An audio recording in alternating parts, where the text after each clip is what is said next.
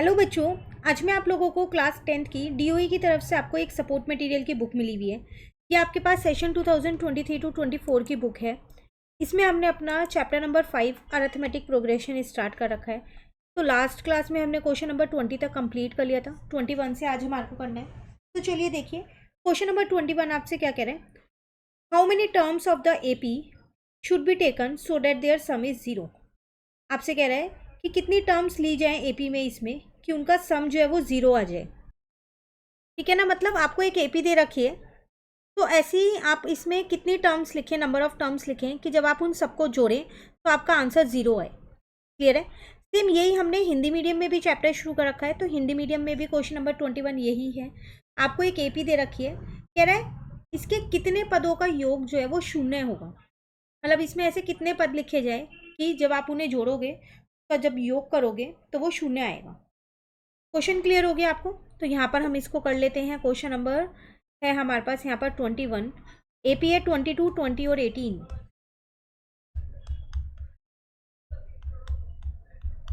ठीक है। ए आपको पता है इसमें 22 है। अगर मैं डी की बात करूँ तो वो हो जाएगा 20 माइनस 22, मतलब कि माइनस का 2। एस आपको क्वेश्चन में दे रखा है ज़ीरो है। एस एन क्वेश्चन में दे रखा है ज़ीरो है। क्यों? क्योंकि वो बोला था कि कितने पद लें कि उनका योग ज़ीरो हो, सम ज़ीरो हो। तो एस एन आपको ज़ीरो दे रखा है। अब एस एन क्या होता है, N upon two, 2a plus N minus 1d। तो ये तो ज़ीरो के बार हो गया। एन मुझे नहीं पता, वही मुझे फाइंड करना है। तो 2 मल्टीप्लाई 22, एन माइनस 1 ऐसे ही रहेगा, डी की जगह माइनस का 2 आ जाएगा। इस 2 को उधर ले गई तो ज़ीरो बन जाएगा। तो ये हो गया 44 माइनस का 2n और प्लस का 2। एन मल्टीप्लाई में उधर जाके डिवाइड का होके ज़ीरो बन जाएगा। तो ये हो गया मेरे पास 46 माइनस का 2n। तो 2n इज इक्वल्स टू में हो गया 46। तो यहाँ से n मेरे पास निकल गया 23। इसका मतलब कितनी टर्म्स होंगी इस एपी में, तो टोटल 23 टर्म्स होंगी, तब जाके उनका सम ज़ीरो आएगा। ठीक है ना। तो 23 पद होंगे इस एपी में, तब जाके उनका योग कितना आएगा, शून्य आएगा। क्लियर है। चलिए क्वेश्चन 22 आपसे क्या कह रहे हैं। If 10 times of 10th term is equal to 20 times of 20th term of the AP, find its 30th term. कह रहा है एपी की जो 10th टर्म है वो 10 गुना है और किसके बराबर है, उसकी 20वें टर्म के 20 गुना के बराबर है। तो उसकी जो 30th टर्म है A30, वो बताओ कितना होगा। सेम हिंदी मीडियम में भी यही कह रहे हैं।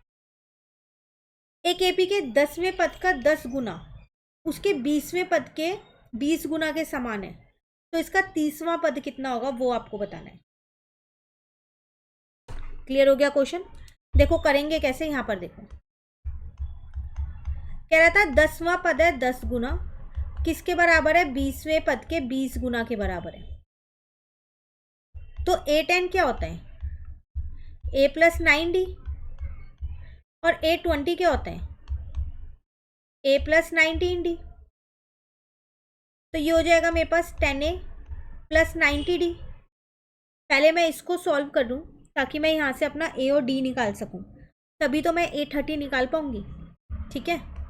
यहाँ पर आ जाएगा 20A प्लस, अब देखो 20 को 19 से इंटू करना है तो 380D आ जाएगा। ठीक है। तो 10A माइनस का 20A कर दिया और 380D माइनस का 90D कर दिया। तो यहाँ पर माइनस का 10A आ गया। मैंने A वाले एक साथ रखे हैं और D वाले मैंने एक साथ रखे हैं। क्लियर है। अब 380 में से मैंने 90 को माइनस किया तो 290 आ गया। तो यहाँ से A निकल गया 290D अपॉन में 10, ये माइनस भी ले गई मैं साथ में इधर ही। तो ये A कितना आ गया मेरे पास, माइनस का 29D आ गया। पर D की फॉर्म में ही छोड़ दो क्योंकि मुझे A30 निकालना है। वो होता है A प्लस 29D। तो ये हो गया माइनस का 29D, A की जगह A की वैल्यू रख दी। यहाँ पर हो गया मेरे पास 29D प्लस का। तो जब सॉल्व किया तो 830 कितना आ गया मेरे पास, 0 आ गया। क्लियर है? ये था आप पे क्वेश्चन नंबर 22। तो 2 क्वेश्चंस आज की क्लास में हमारे कंप्लीट हो गए हैं। अभी आगे काफ़ी क्वेश्चंस हैं, उनको नेक्स्ट क्लास में कवर करेंगे। कहीं दिक्कत लगे इन 2 क्वेश्चंस में कमेंट करके ज़रूर पूछिएगा। वीडियो अच्छी लगे आप इसे लाइक ज़रूर करना, फ्रेंड्स के साथ भी इन वीडियोज़ को ज़रूर शेयर कीजिएगा। Thank you.